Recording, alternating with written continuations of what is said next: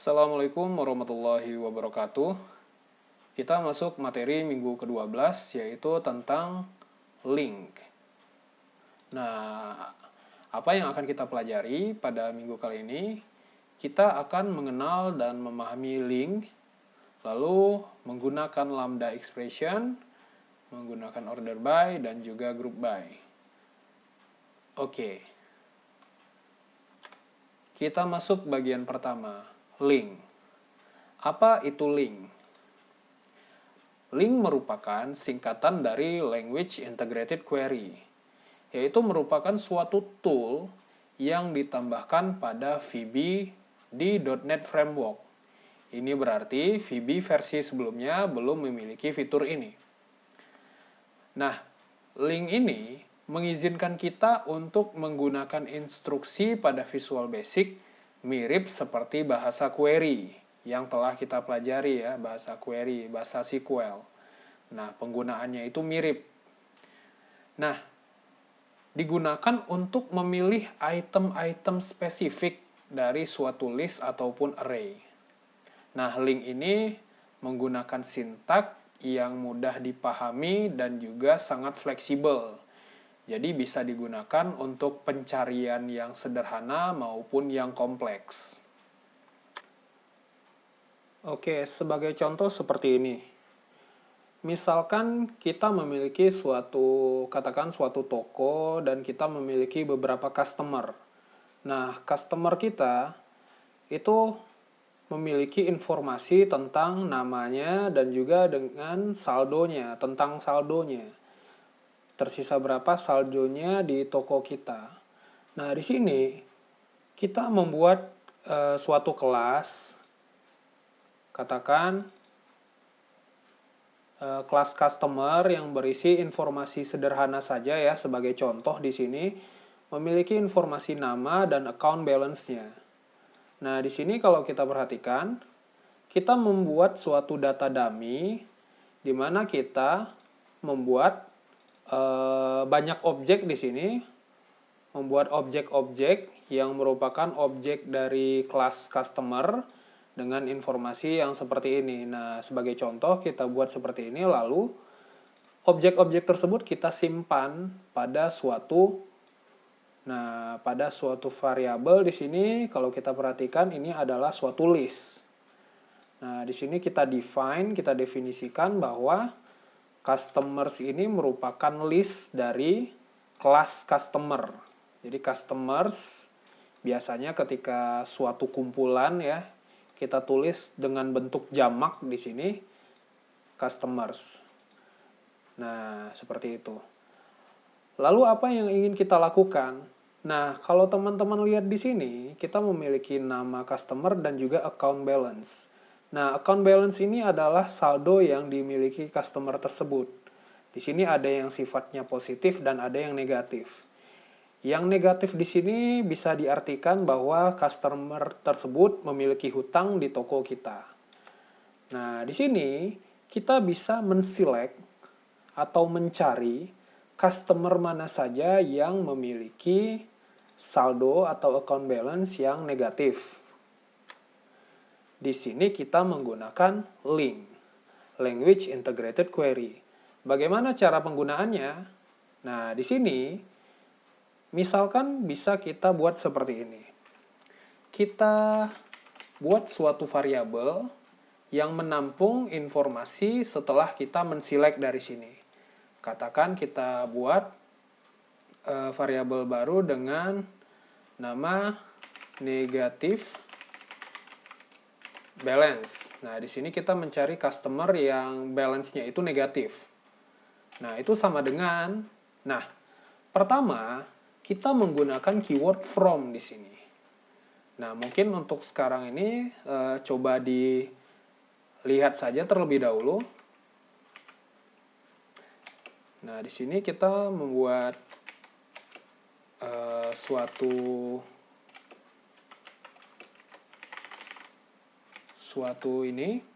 suatu elemen di sini.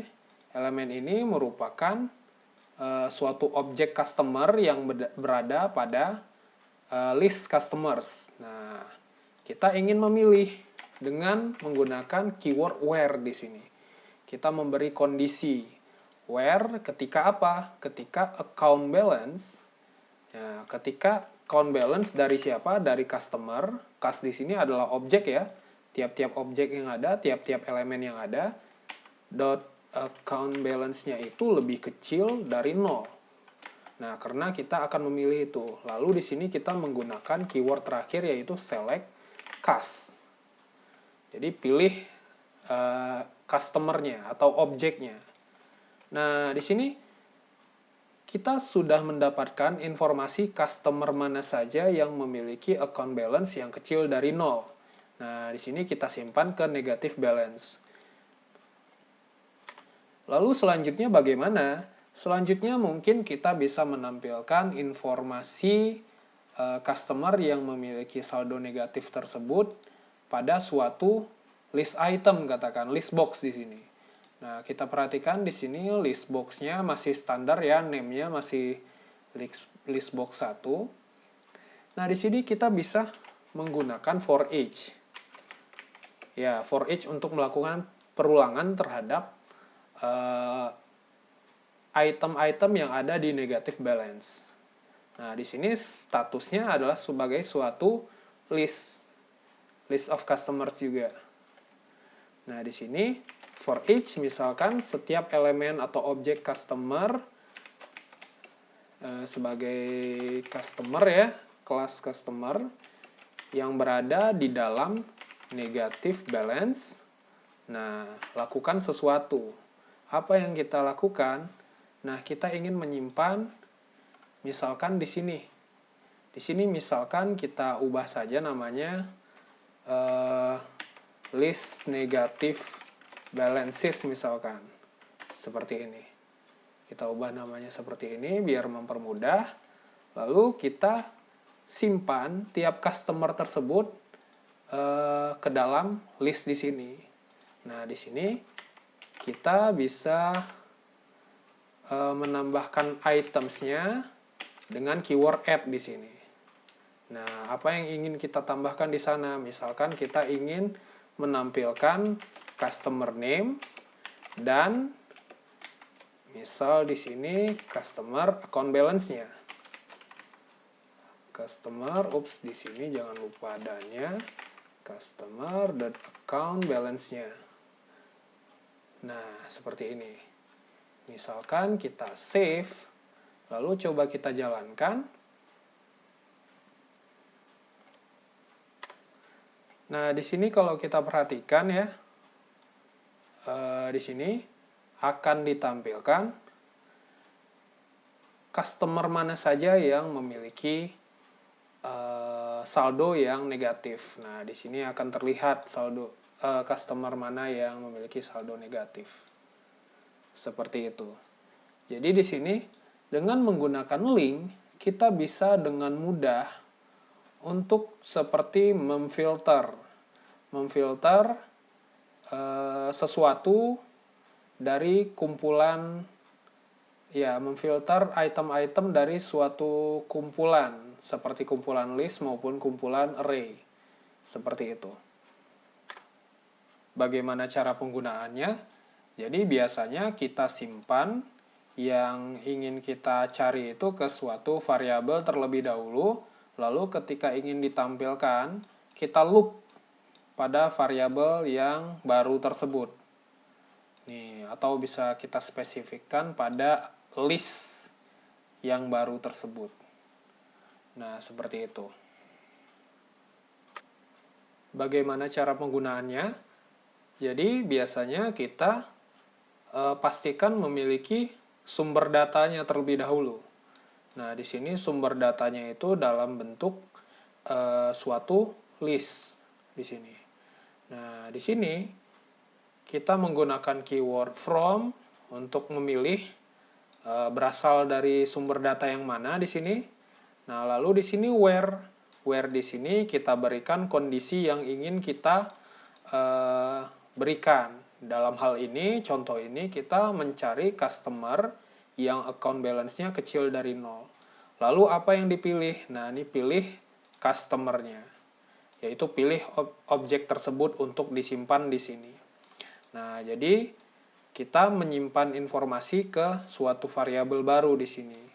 Lalu kemudian ketika kita ingin menampilkannya, kita bisa melakukan iterasi dengan for each di sini pada variabel baru tersebut. Nah, misalkan di sini kita menyimpan ke suatu list box. Kita menambahkan item pada list box dengan menggunakan add di sini, items.add.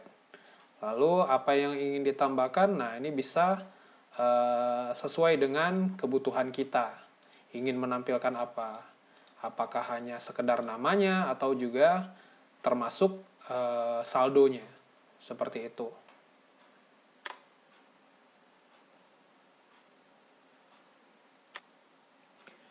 Oke, kita lanjut. Jadi terdapat istilah lambda expression yang biasanya sering kita gunakan ketika kita menggunakan link. Sebenarnya juga lambda expression ini tidak hanya bisa digunakan untuk link saja, tetapi bisa digunakan untuk kebutuhan lainnya. Nah, sebenarnya apa itu lambda expression?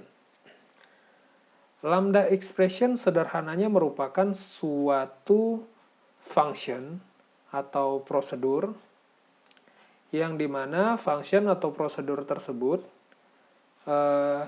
tidak memiliki nama. Nah, bagaimana bisa? Nah, kita menyimpan function atau prosedur tersebut pada suatu variabel. Nah, katakan di sini kita memiliki suatu variabel bernama C.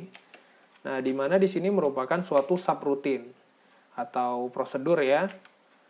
Subroutine misalkan di sini menggunakan atau melewatkan parameter message sebagai string. Nah, apa yang ingin ditampilkan? Misalkan sederhana saja message box .show lalu di sini message-nya. Nah, lalu kita bisa dengan mudahnya menggunakan lambda expression tersebut seperti ini. Misalkan C menampilkan hello, katakan. Nah, kalau kita jalankan di sini, kita tunggu sebentar. Nah, di sini akan muncul message box hello.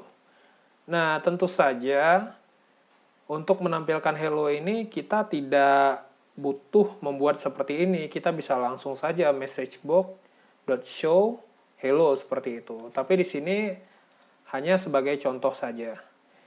Jadi suatu lambda expression itu adalah suatu subroutine atau prosedur ataupun function yang tidak memiliki nama. Nah, kalau teman-teman familiar dengan JavaScript, itu sama halnya dengan anonymous function di sana. Nah, sama seperti itu. Di Python juga menggunakan lambda. Jadi, lambda expression ini adalah suatu subroutine atau function yang tidak memiliki nama. Nah, bagaimana itu bisa digunakan? Jadi, biasanya kita simpan ke dalam suatu variabel. Jadi di sini kita tinggal memanggil variabel tersebut. Nah, mungkin pertanyaannya mengapa kita menggunakan lambda expression? Jadi lambda expression ini adalah membuat kemudahan bagi kita untuk membuat suatu prosedur atau suatu fungsi di dalam prosedur. Nah, di sini perhatikan ya. Ini kan kita menulis ini berada di dalam prosedur form 1 load di sini. Ketika di load apa yang dilakukan? Nah, umumnya kita tidak bisa menambahkan function atau prosedur di dalam suatu function atau prosedur. Jadi kita bisa menggunakan lambda expression untuk membuat suatu function atau suatu prosedur yang berada di dalam function ataupun prosedur. Jadi misalkan kalau kita ingin mencoba di sini, katakan kita ingin membuat ya, misalkan public katakan atau private. Nama kita buat sub prosedur di sini namanya misalkan C2. Nah, itu tidak memungkinkan. Di sini justru akan error misalkan kita close di sini. Jadi ketika kita butuh membuat suatu function di dalam function, kita bisa membuatnya sebagai anonymous function atau di sini lambda expression istilahnya di Visual Basic. Nah, lalu bagaimana atau kapan kita menggunakan lambda expression ini? Nah, di sini kita akan membuat contoh lain. Misalkan di sini contoh ini kita menambahkan kelas baru. Kita bisa menambahkannya seperti biasa ya di sini. Nah, kita ingin menambahkan kelas, katakan kelas student. Nah, seperti ini. Nah, pastikan ini adalah kelas ya, kita tambahkan. Lalu kita ingin memberikan field, beberapa field, katakanlah first name, kemudian last name. Nah, ini bisa ditulis juga seperti ini ya, as sebagai string. Lalu di sini kita menambahkan properti selanjutnya adalah suatu array di sini. Array integer. Nah, seperti itu. Lalu di sini kita kembali ke form 1. Nah, kali ini kita bisa menghapus yang sebelumnya. Kita akan membuat contoh yang baru. Nah, jadi seperti ini. Saya telah menambahkan informasi data dummy di sini ya. Jadi agar tidak terlalu lama, jadi saya tambahkan langsung. Di sini ceritanya kita memiliki suatu kumpulan student di sini, students, ditandai dengan menggunakan variabel yang berbentuk jamak di sini, students. Nah, ini merupakan list dari objek student. Objek student ini adalah objek yang tadi kita buat, yaitu sederhana saja objek ini berisi field first name dan last name dan juga field test scores di sini. Test scores di sini adalah skor tes si objek tersebut nantinya. Nah, di sini dalam bentuk array ya, dalam bentuk array. Nah, array integer. Seperti itu. Nah, di sini kita kembali, di sini terdapat beberapa informasi. Nah, misalkan dari informasi ini, dari beberapa data yang ini, kita bisa menggunakan link. Nah, kita gunakan link terlebih dahulu di sini. Nah, pada contoh kali ini, kita akan ingin mendapatkan studentnya dan juga nilai yang ada pada student tersebut. Nilai rata-ratanya. Kalau ini kan masih dalam bentuk belum dirata-ratakan. Nah, di sini kita bisa simpan pada variabel baru misalkan. Di sini names and scores katakan itu sama dengan, nah seperti biasa kita menggunakan keyword from di sini.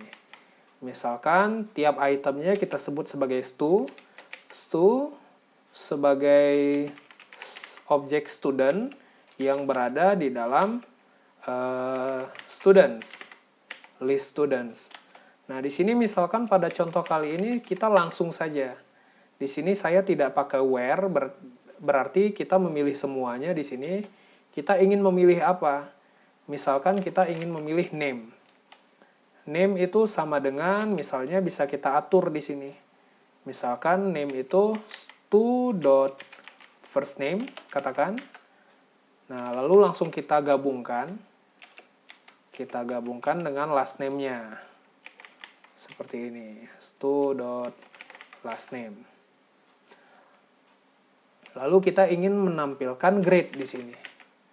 Nah, grade itu sama dengan stu.testScores. Nah, di sini karena di sini dalam bentuk array, kita bisa dengan langsung ya mencari nilai rata-ratanya dengan menggunakan fungsi average di sini. sudah tersedia. Jadi di sini menggunakan fungsi average. Jadi fungsi average ini memang sudah disediakan oleh link. Seperti itu. Jadi ini untuk mempermudah kita mendapatkan average dari suatu list. Nah, di sini tidak hanya average saja. Maaf, untuk dari suatu array ya, kita bisa menggunakan keyword yang lain juga di sini. Ada max, ada min juga. Nah, di sini kita menggunakan average saja karena kita ingin mengetahui rata-ratanya. Nah, di sini kita sudah mendapatkan informasi dari student, dari ini ya, dari list students di sini. Nah, yang kita pilih adalah dalam bentuk name yang sudah kita format, yaitu langsung first name dan last name-nya, kemudian grade-nya. Grade-nya ini dalam bentuk angka, dalam bentuk rata-ratanya. Seperti itu. Nah, kalau ingin kita tampilkan, kita bisa melakukan for each di sini. For each setiap item. Misalkan di sini kita sebut sebagai objek saja, biar tidak rancu. Setiap objek yang berada di names and scores. Nah, maka kita lakukan sesuatu. Nah, apa yang ingin kita lakukan? Misalkan di sini kita ingin menampilkannya di sini saja misalkan ya, list, atau kita buat saja sebagai list names and scores misalkan. Kita buat seperti ini, kita ubah, lalu kita gunakan di sini. Nah, di sini kita tambahkan. Misalkan yang tadi ya, list name and scores dot items. Nah, kita tambahkan di sini. Nah, kita tambahkan apa yang ingin kita tambahkan. Nah, di sini kita menambahkan dalam bentuk objek.name-nya, lalu kita beri spasi, kemudian objek.grade-nya. Seperti ini. Nah, di sini kita lupa ampersand-nya. Nah, di sini coba kita jalankan. Kita jalankan.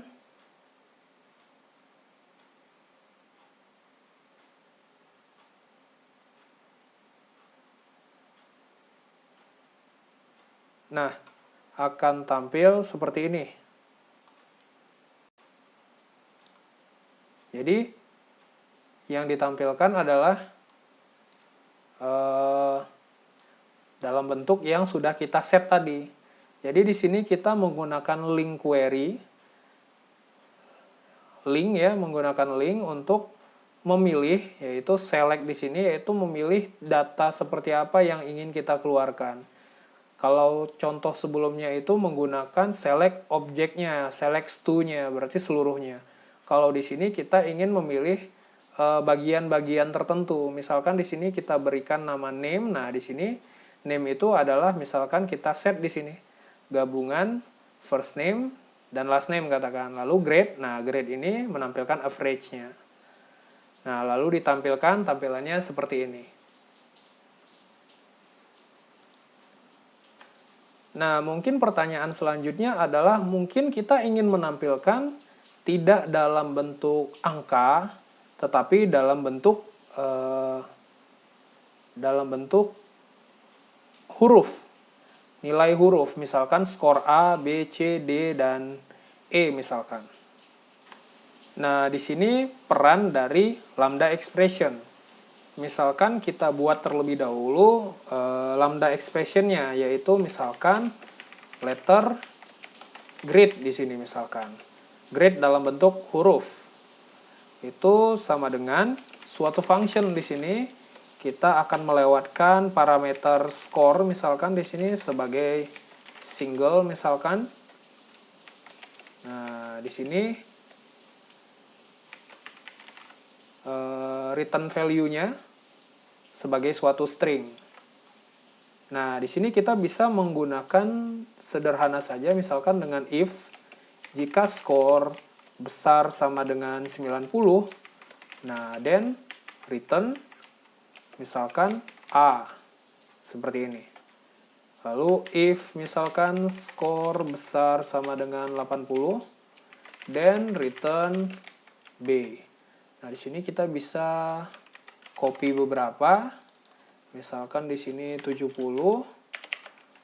60. Lalu di sini 50 katakan. Di sini A, B, C, D, E. Atau misalkan yang lainnya itu adalah E ya. Di sini kita bisa langsung return E seperti ini.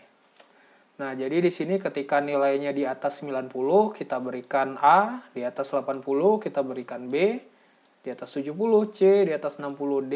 Nah, kalau tidak memenuhi yang ada di sini, berikan nilai E. Seperti itu. Nah, ini bisa kita gunakan di sini. Nah, kita menggunakan lambda expression di sini. Jadi di sini bagian nilai yang di sini, nilai rata-rata yang kita dapatkan di sini itu merupakan sebagai argumen yang kita lewatkan pada function letter grade ini. Nah, di sini perhatikan saja, misalkan letter grade tadi ya. Nah, kita masukkan skor dalam bentuk angkanya di sini ya. Dalam bentuk angkanya. Nah, di sini nanti dikeluarkan dalam format string, yaitu string A, B, C, D, atau E. Nah, kalau kita perhatikan sekarang di sini, kita coba jalankan. Nah, akan tampil di sini. Ini abaikan yang ini ya, ini adalah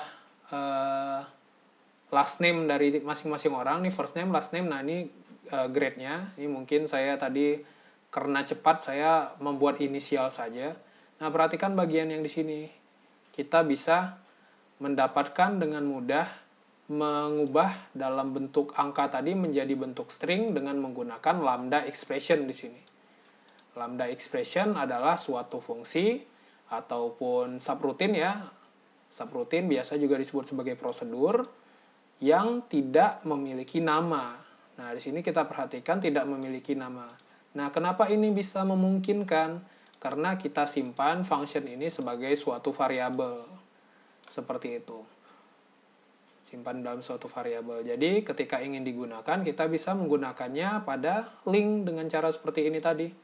Misalkan grade sama dengan, nah, kita panggil fungsinya yaitu letter grade, kita masukkan argumennya di sini. Nah, jadi pada saat ini grade yang disimpan adalah dalam bentuk letter, dalam bentuk huruf. Lalu di sini kita tampilkan tiap-tiap item ya. Di sini for each obj ini adalah tiap-tiap itemnya ya, tiap-tiap elemen yang ada pada di sini. Nah, di sini nama atau variabel yang kita gunakan bisa bebas. Misalkan di sini ingin kita berikan elemen juga tidak jadi masalah. Nah, ini kalau kita misalkan ingin merubahnya ya, kita bisa menggunakan rename di sini. Karena kalau kita mengubahnya dari sini, misalkan menjadi ABC, yang lainnya tidak ikut terubah. Nah, di sini kita bisa menggunakan rename. Nah, di sini kita bisa misalkan di sini include comment, include string. Nah, di sini kita tidak include comment dan tidak include string. Misalkan kita langsung aja. Nah, di sini yang ingin kita ubah adalah misalkan item, bisa seperti ini. Jadi tidak masalah. Misalkan apply. Nah, namanya jadi berubah. Nah, di sini kita keluar terlebih dahulu. Jadi setiap item yang berada di list, nah bisa seperti itu ya. Nah, kita lakukan sesuatu, misalkan seperti ini. Jadi itu adalah sekilas tentang fungsi dari lambda expression. Kenapa kita membuat lambda expression? Karena ketika kita ingin membuat suatu fungsi di dalam fungsi, itu tidak memungkinkan kalau dengan cara fungsi biasa. Nah, kita menggunakan anonymous function atau lambda expression agar kita bisa menerapkan fungsi di dalam suatu fungsi. Karena sejatinya pada bagian yang ini adalah merupakan suatu Ya, di sini suatu fungsi ya. Fungsi yang tidak mengeluarkan return value atau kita sebut sebagai prosedur. Atau di Visual Basic spesifiknya adalah istilah subroutine kita gunakan di sini. Seperti itu.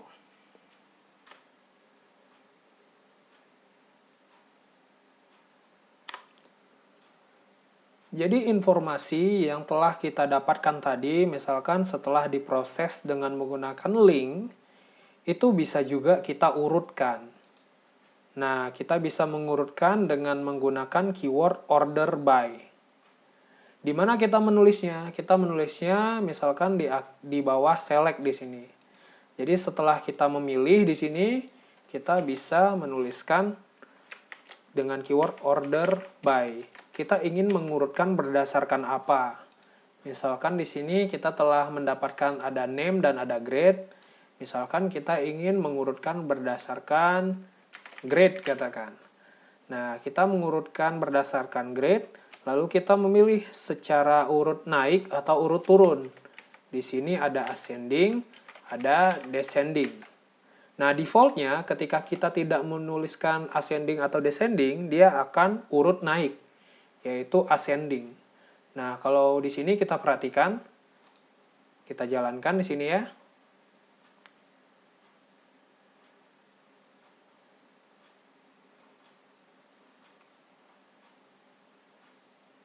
Nah, di sini kita dapatkan informasinya urut naik.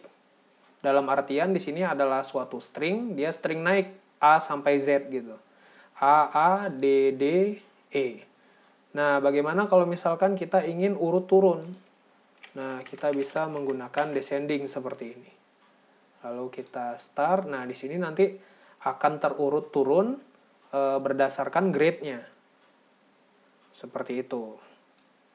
Nah, di sini. Jadi yang tampil atau yang tersimpan duluan adalah yang nilainya E di sini. Nah, ini juga kita bisa mengurutkan berdasarkan name-nya. Jadi kita urutkan sesuai dengan kebutuhan yang ada. Seperti itu.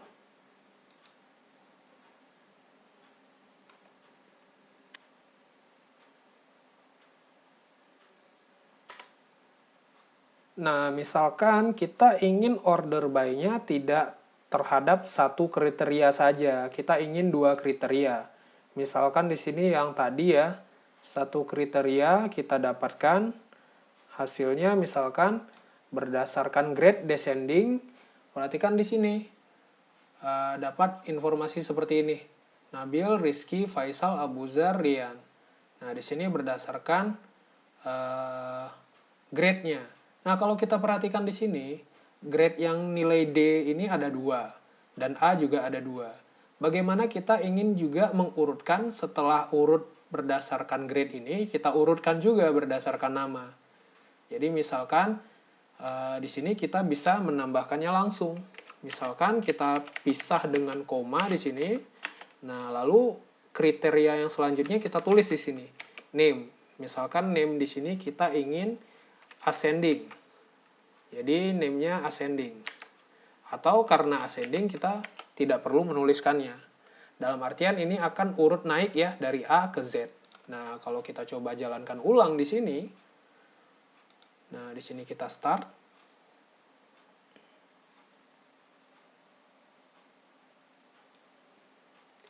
Nah, sekarang perhatikan di sini. Pertama tetap diurutkan berdasarkan grade.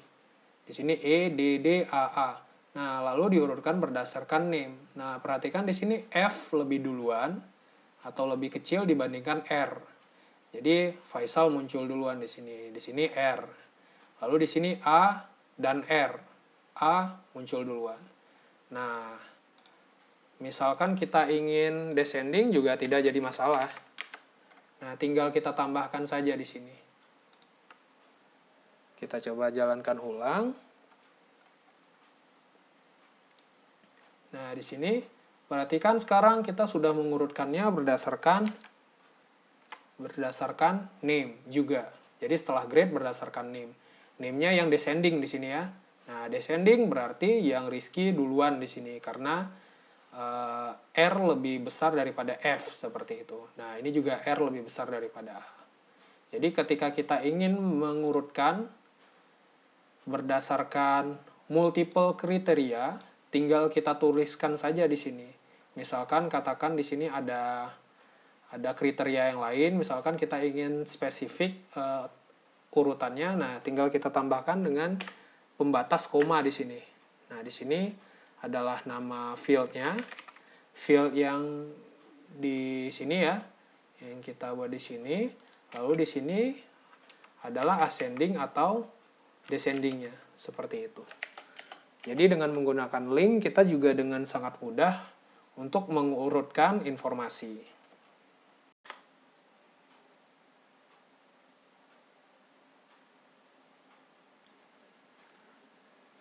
Oke, kita masuk ke group by. Jadi ketika kita menselect dari suatu sumber data, katakan di sini adalah student ya, maka kita sebenarnya juga bisa mengkategorikan data-data yang ada di sini berdasarkan sesuatu. Bisa kita kategorikan.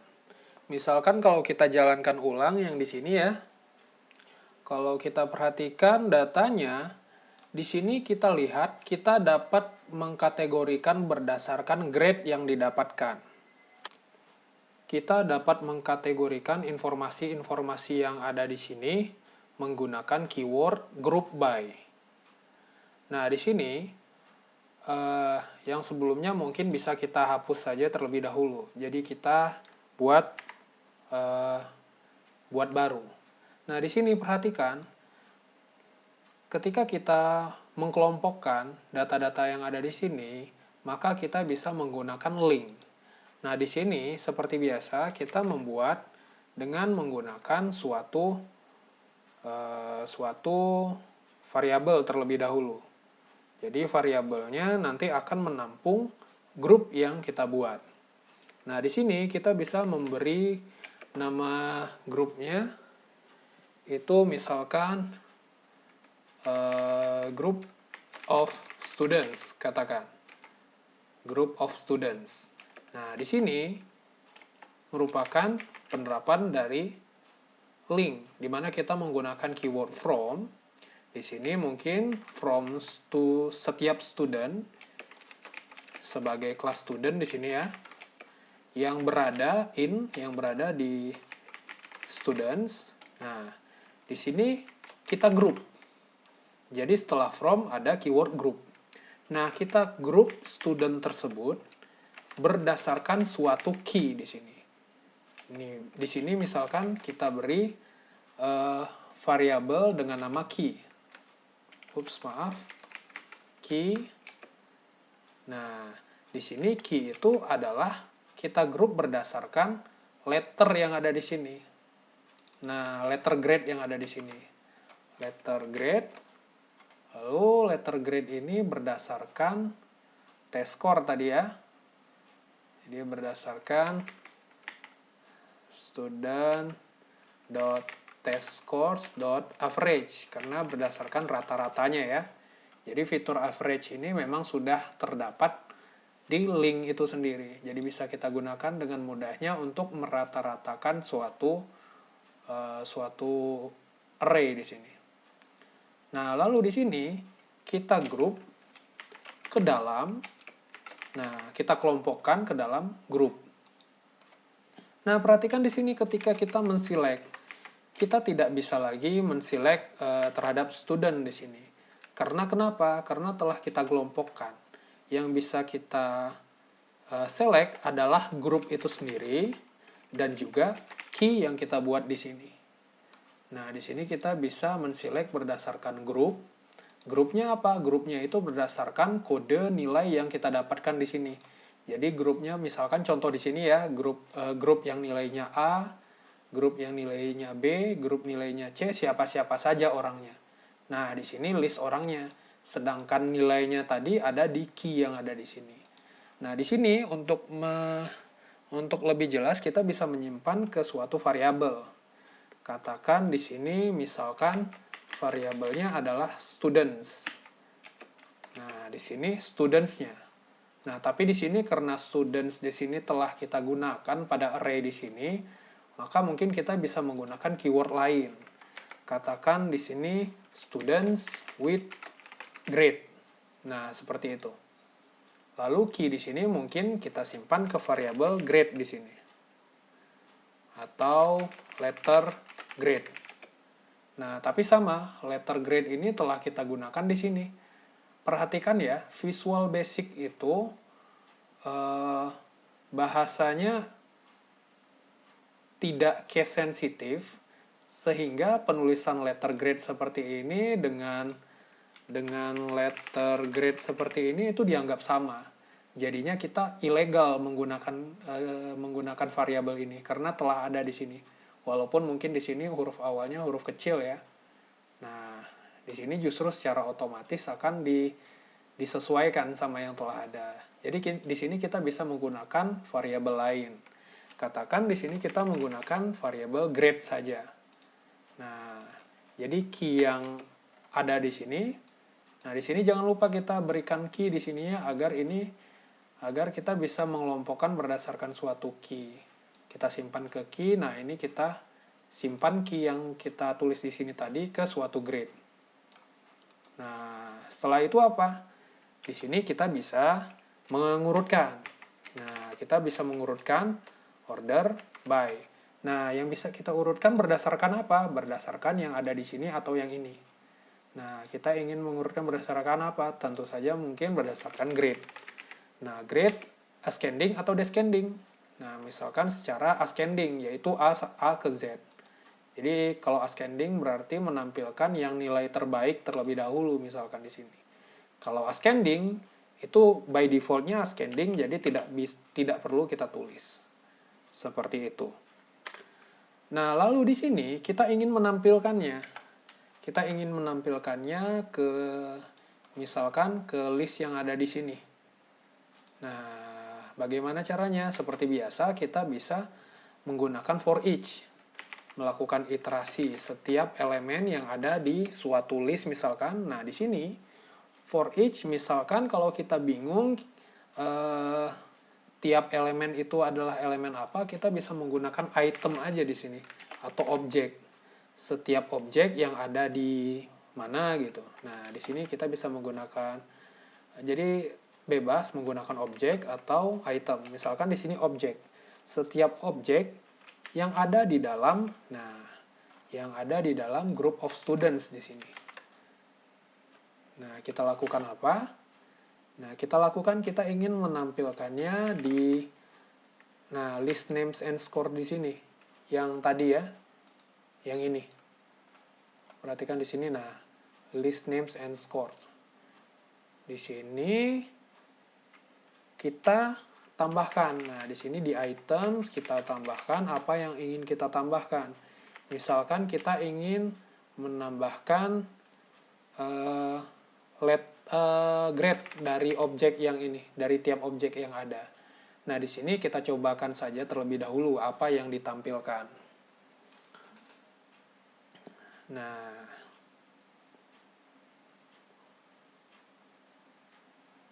Nah, di sini perhatikan yang ditampilkan adalah grade yang ada. Nah, jadi di sini grade yang di sini adalah key-nya ya, yaitu key-nya itu A, D, dan E. Karena data yang kita punya itu hanya memiliki grade yang A, D, dan E. Yang B dan C tidak ada. Ini karena faktor datanya yang kita gunakan ya. Nah, lalu di sini misalkan kita ingin mengeluarkan siapa saja sih yang memiliki grade yang ada di sini. Nah, di sini kita bisa lakukan perulangan. Kenapa kita lakukan perulangan?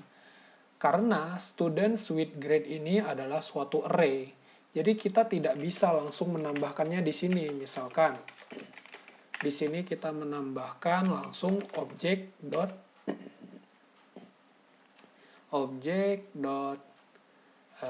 student with grade. Nah, ini tidak bisa kita tambahkan karena kenapa? Student with grade ini adalah suatu list. Jadi suatu kumpulan kumpulan student yang memiliki grade tertentu. Jadi kita tidak bisa menampilkannya di sini, melainkan kita bisa menampilkannya secara for each lagi di sini. Misalkan kita melakukan iterasi setiap for each, misalkan setiap student di sini ya, setiap student yang ada di, nah sekarang di object dot student with grade di sini. Nah, di sini bisa kita tutup terlebih dahulu. Nah, di sini dia melakukan for each terhadap property students with grade di sini. Apa yang ingin kita tampilkan? Misalkan kita memasukkannya ke list yang tadi. LST, list name and scores. Nah, di sini seperti yang tadi ya. Add. Nah, di sini misalkan kita ingin memberi ya spasi 10. Nanti teman-teman bisa lihat apa maksud space 10 di sini. Lalu di sini kita mengeluarkan informasi nama studentnya, misalkan student.firstname, lalu ditambahkan dengan student.lastname. Nah, seperti ini. Lalu setelah kita tambahkan, nah kita bisa save di sini, kemudian bisa kita coba lihat. Nah, perhatikan di sini yang ditampilkan adalah seperti ini. Jadi pertama kita menampilkan grade yang ada. Lalu setelahnya kita looping students with grade ini tadi. Nah, kita looping lalu kita tampilkan ke list yang ada di sini ya dengan memberikan space 10. Space di sini adalah memberikan spasi sebanyak 10 kali di sini agar terdapat jedanya. Agar terlihat, misalkan di sini yang A siapa saja, yang B, yang D siapa saja, yang E siapa saja. Nah, mengapa B dan C tidak ada? Seperti yang saya sampaikan tadi, memang di data kita, source data dummy kita ini ya, data dummy kita ini tidak ada orang yang memiliki nilai B dan nilai C, makanya tidak ditampilkan. Seperti itu. Jadi kita bisa mengkelompokkan data berdasarkan kategori tertentu. Nah, seperti ini. Nah, di sini kita mengkategorikan berdasarkan letter grade. Nah, kita menggunakan lambda expression di sini ya, lambda expression. Lambda expression adalah suatu fungsi yang tidak memiliki nama. Nah, kenapa tidak memiliki nama? Agar bisa kita tulis di dalam suatu fungsi. Jadi, kita tulis menjadi suatu variabel di sini. Nah, seperti itu. Di sini kita key-nya sebagai letter grade. Lalu dikelompokkan berdasarkan grup. Nah, setelah itu, ketika kita ingin memilih, kita tidak bisa lagi memilih seperti yang sebelumnya ya, student.name-nya atau student.grade-nya. Tidak bisa, melainkan kita menselect berdasarkan grup yang telah kita buat, lalu berdasarkan key-nya. Seperti itu. Lalu di sini bisa kita urutkan berdasarkan grade misalnya. Nah, mungkin ketika ditampilkan, kita menampilkan grade-nya, lalu kita tidak bisa serta-merta langsung menampilkan students with grade di sini di list yang ada di sini ya. Karena list yang ada di sini hanya bisa menyimpan string. Nah, jadi di sini kita lakukan iterasi kembali terhadap object.students with grade ini, yaitu tiap item yang ada di group of students ini. Nah, kita tampilkan seperti ini. Didapatilah hasil yang tadi kita lihat, yaitu seperti ini. Jadi mungkin untuk melihat bagian yang di sini mungkin teman-teman agak sedikit bingung, tetapi dicoba saja dengan kalian mencobanya sendiri, kalian akan memahami maksud dari keyword-keyword yang ada di sini. Ya, itu adalah akhir dari pertemuan minggu kali ini. Jadi kita mempelajari bahwa terdapat yang dinamakan link queue, atau biasa kita sebut sebagai link, yaitu Language Integrated Query, yang berfungsi untuk membantu kita untuk menggali informasi lebih dalam dari data yang kita punya. Nah, di sini kita memiliki data misalkan berasal dari suatu list. Nah, data yang di sini tidak hanya list saja, tetapi bisa data yang lain, misalkan array list atau dari array. Nah, yang terpenting kita bisa menggunakan link terhadap data yang sifatnya bisa dilakukan iterasi. Nah, seperti list ini. List, array. Nah, itu bisa dilakukan iterasi. Bisa dilakukan iterasi itu gampangnya bisa dilakukan for each, seperti itu. Nah, jadi kita bisa terbantu dengan adanya link ini. Oke, ini adalah akhir dari pertemuan kita minggu ini. Seperti biasa, jangan lupa untuk cek Google Classroom, karena di sana akan ada kuis dan tugas yang diberikan. Sekian, Assalamualaikum warahmatullahi wabarakatuh.